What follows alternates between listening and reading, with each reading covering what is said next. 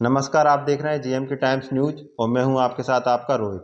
जैसा कि आप सभी को पता है कि मध्य प्रदेश में विधानसभा का चुनाव होने वाला है 5 से 6 महीनों के बीचों में। तो ऐसे में हमारे बीच में है कांग्रेस के युवा नेता और सिवड़ा विधानसभा से प्रत्याशी के रूप में दावेदारी कर रहे हैं कांग्रेस से, जिनका नाम है विनय उपाध्याय जी, जो लगातार ही विधानसभा में लोगों के बीच जाते आते रहते हैं, उनके सुख दुख में जाते आते रहते हैं और विधानसभा में रहा भी करते हैं। ऐसे में देखा जाए मध्य प्रदेश में दो ही पार्टियां हैं जो सबसे ज़्यादा मजबूती से चुनाव लड़ती हैं, एक तो कांग्रेस और दूसरी भाजपा। भाजपा लगातार ही सरकार में है और इस बीच में कमलनाथ जी जो हैं इस बार सबसे ज़्यादा मेहनत कर रहे हैं, क्योंकि पिछली पंचवर्षीय में उनकी सरकार आई थी और 12 से 18 महीने के बीच कमलनाथ जी की सरकार रही भी थी, लेकिन किन्हीं कारणों से कुछ विधायक पार्टी छोड़कर भाजपा में चले गए और सरकार उनकी गिर गई। तो ऐसे में हमारे बीच में विनय उपाध्याय जी जो कांग्रेस से सिवड़ा विधानसभा से टिकट मांग रहे हैं और ये दतिया जिले की विधानसभा है। बात करते हैं कि किन किन मुद्दों को लेकर ये पार्टी के साथ चर्चाओं में हैं और किन किन योजनाओं को लेकर विधानसभा में जाया करते हैं। भैया, सबसे पहले तो बहुत बहुत जी स्वागत है जी हमारे चैनल में। नमस्कार, आपका बहुत बहुत धन्यवाद। आप विधानसभा से टिकट मांग रहे हैं जी सिवड़ा से, जी किस तरह की तैयारियां हैं आपकी? देखिए, पूरे जनता ने मन बना लिया है मध्य प्रदेश में, चाहे दतिया जिले हो और पूरे जगह माहौल है। माननीय कमलनाथ जी जो हमारे पूर्व मुख्यमंत्री हैं, प्रदेश कांग्रेस कमेटी के अध्यक्ष हैं, उनके नेतृत्व में चुनाव लड़ा जा रहा है।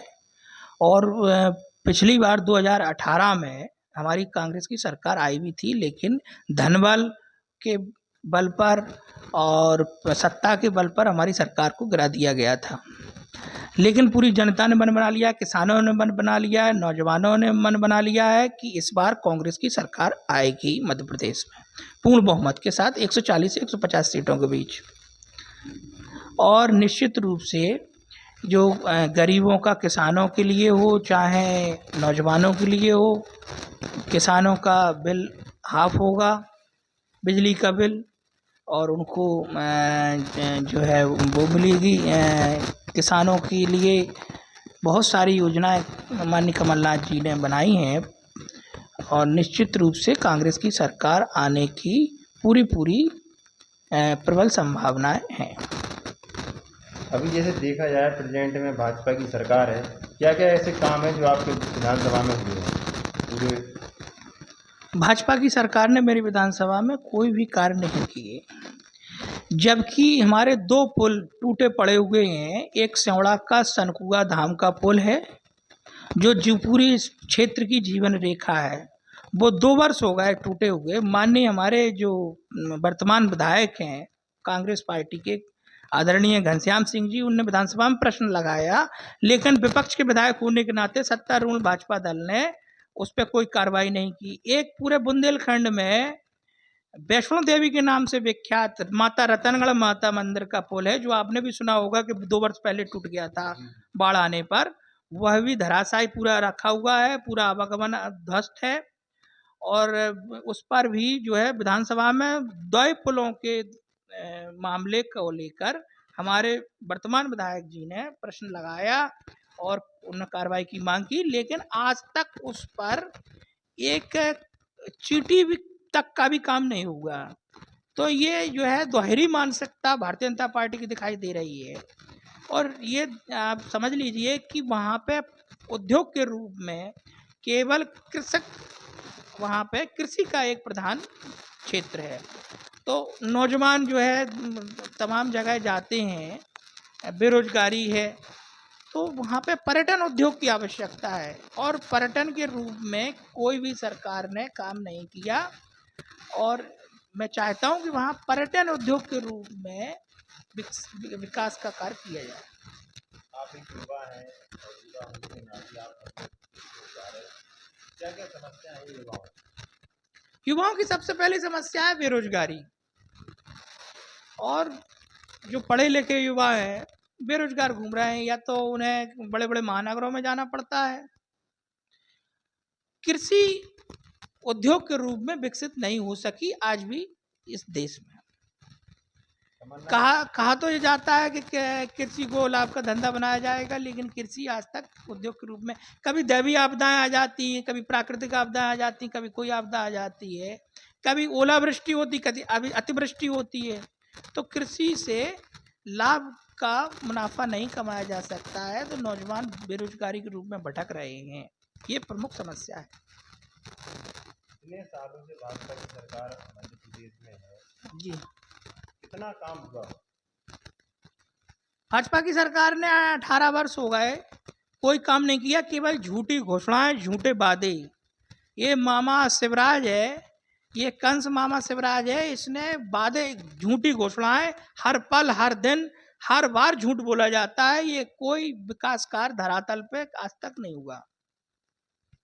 जिला आपका दतिया है, वहाँ जी के मंत्री जी है, गृह मंत्री है, सचिव जी, हैं, उनको देखा जाए उन्होंने पूरी विधानसभा पूरे जिले में कितना काम करवाया? देखिए उन्होंने क्या काम कराया है ये सबके सामने है, ये कोई छुपा हुआ नहीं है। उनका काफ़ी विरोध है और मैं समझता हूँ कि कांग्रेस पार्टी वहाँ से चुनाव जीतेगी। कमलनाथ जी क्या क्या योजनाएं हैं, की सरकार बनती है अभी वो क्या क्या योजनाओं को लेकर जनता के बीच हैं और जगह जगह रैलियां कर रहे हैं?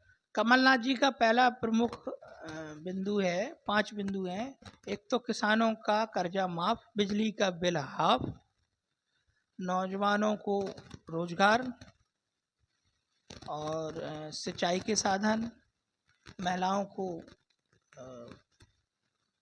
जो हमारी मातृशक्ति है उसके लिए योजना।